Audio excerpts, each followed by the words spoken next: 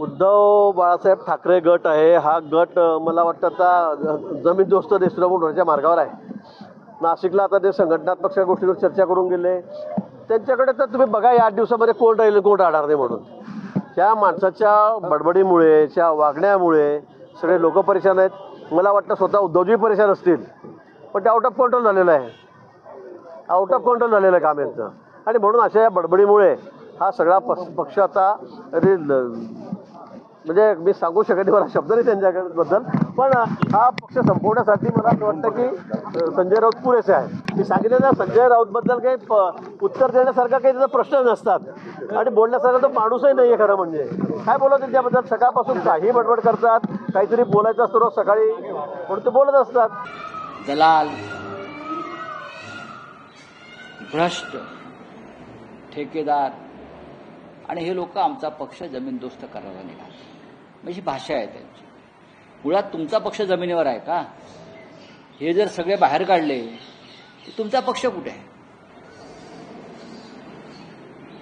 हातात पोलीस आहेत, पैसे आहेत प्रचंड, टेंडरबाजीतून, खंडणीतून, आणि त्या ताकदीवर लोकांना धमक्या देऊन पक्ष फोडायचे. आणि त्यासाठी जे दलाल नेमलेले आहेत भाजपने, त्यातले एक दलाल म्हणजे गिरीश महाजन. पक्ष फोडणे मला त्यांच्याविषयी का फार बोलावं असं वाटत नाही. पुढे जाणार पक्ष. ज्या दिवशी आमच्याकडे सत्ता असेल त्या दिवशी पक्ष बदलणारा पहिला माणूस गिरीश महाजन असेल. नाही, उद्धव ठाकरे मुख्यमंत्री असताना ह्यांच्या चौकशा सुरू झाल्या होत्या तेव्हा ते पक्ष बदलायला तयार होते. उद्धव ठाकरे किंवा सरकार होतं महाविकास आघाडीचं आणि यांच्या आर्थिक घोटाळ्यांच्या आणि इतर काही भानगडींच्या चौकशा सुरू होत्या तेव्हा हेच निरोप पाठवत होते, मी राजकारणातनं बाहेर पडतो, मी शांत बसतो. हे डरपोक आणि गांडू लोक आहेत. अगदी स्पष्ट बोलतो. ट्विट कुणासाठी होतं नेमकं? कुठलं म्हणजे? दुसरे एक ट्विट केले तुम्ही की प्रत्येकाची वेळ येते. येते ना वेळ. Different clock. जेव्हा आमची वेळ येईल, आणि येणार, प्रत्येकाची वेळ येते.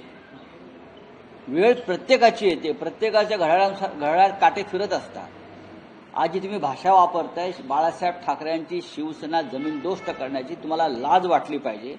ज्या बाळासाहेब ठाकरेंच्या शिवसेनेनं बरं का तुम्हाला चड्डीची नाडी बांधायला शिकवली. तुम्ही राजकारणामध्ये कोण होतात? कोण होतात तुम्ही? ती बाळासाहेब ठाकरेंची शिवसेना तुम्ही जमीनदोस्त करण्याची भाषा करता लाज वाटत नाही?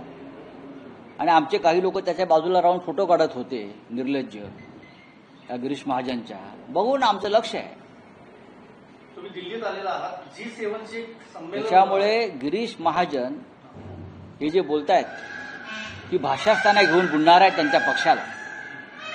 शिवसेना ही संपण्यासाठी निर्माण झालेली नाही.